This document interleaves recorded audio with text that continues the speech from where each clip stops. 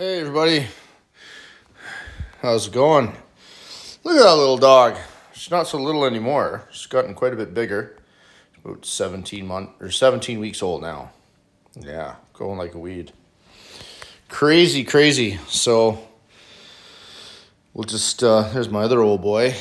Hey, just chilling out. Hey, look at you, worn out from her.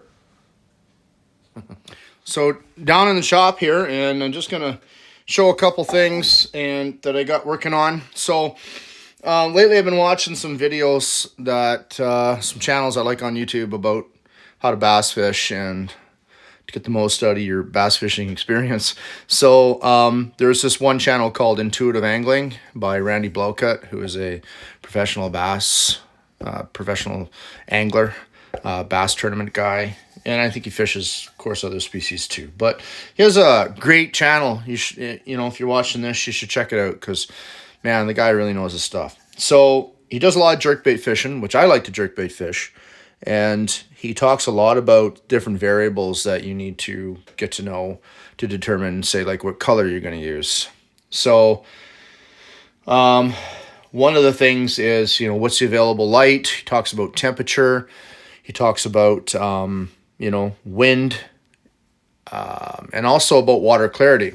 So water clarity was the thing I was kind of curious on and had some troubles with understanding. So I got doing some research, and there's a way of determining water clarity by using this thing. And I've made this myself. This is call it a Secchi disc. Sounds weird. But basically you tie a string to this. I made this just out of a cap from Duckwork. Bought it for like 12 or 13 bucks. Put a little loop eye on it, and I painted it checkerboard. It was already black, so I just painted the two white sections.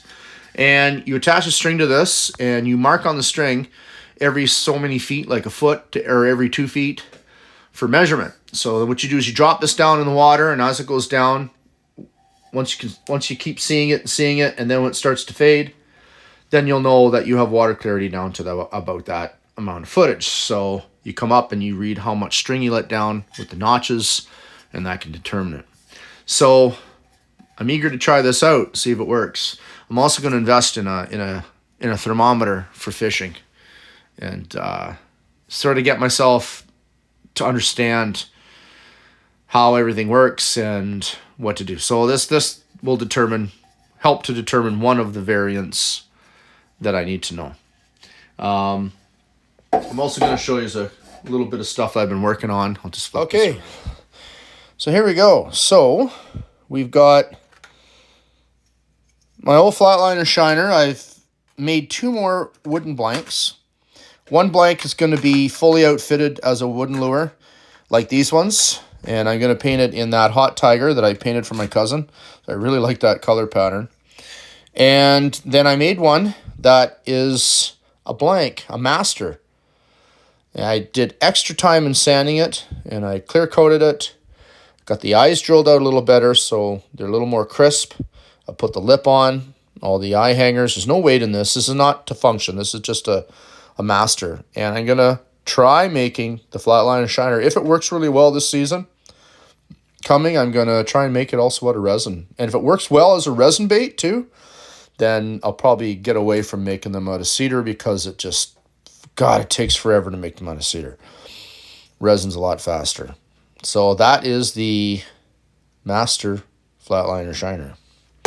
Master for master molding. So a couple of...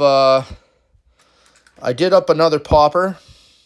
Because the poppers that I developed out of resin were more for colors that are like for different water conditions with flashes and stuff. Of course, I can't do a transparent bait because the resin is not transparent. It comes out white. I wanted a dark bait for early in the morning or later in the evenings. So I got this guy here. I painted this one up. I put in some dark purple candies and made it more of a darker looking minnow than the rest of them. I also painted up some of these guys here. I really like this one. This one's like a see-through bait. I kind of modeled the paint job after Megabass's Matt Shad with a little bit of my own twist in it. Again, it is transparent, see-through. And it has a bit of reflective ability to it, a reflective appearance, a bit of chartreuse on the belly. That looked kind of cool. And then I did up a couple in this, and it worked out really well. I might even do another flatliner shiner in this. Gold shiner. Now I've done this pattern. I'll give you another example here. I'll just remove this guy here, put him down here. So for example, here's the two differences. Let go. Let go. Here's the two differences. And to me, they're quite a bit more. This is a golden shiner that I've done with just using a gold paint with fleck over top.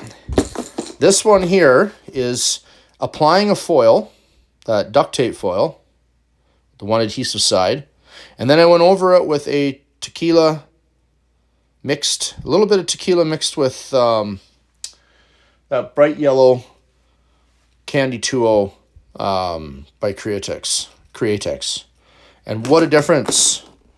So like, here's one version of the golden shiner. Here's the new version of the golden shiner. This is going to offer a lot more flash. And this is like a little topwater Sammy style bait, or walk the dog style. I also did it in, see if I can see it in here anywhere. There it is. There's another one there. And I also did a larger size jerkbait with one. So I can show you that also.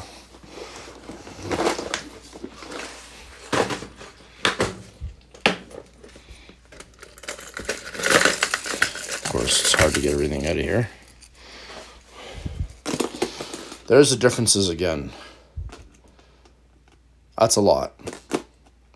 Foil makes a big difference. I'll tell you that right now. If you're going to be painting baits or making baits and you want that flash quality, lay that foil down and then cover it. Cover it with a candy. This is the stuff I use for the golden shiner. There's tequila yellow, and then I put a drop of it in a few drops of lemon yellow. And you'll get yourself a very vibrant lure that's going to stick out a lot more, I think, visually to fish. Okay, that's all I got here for now. I don't know what I'm going to work on next. I might just go through a little bit with painting that fire tiger maybe, or that hot tiger with the with that flatliner shiner pattern that I want to put on, and that might be a video for a while until spring comes. Okay, see you in a bit, guys. Bye-bye now.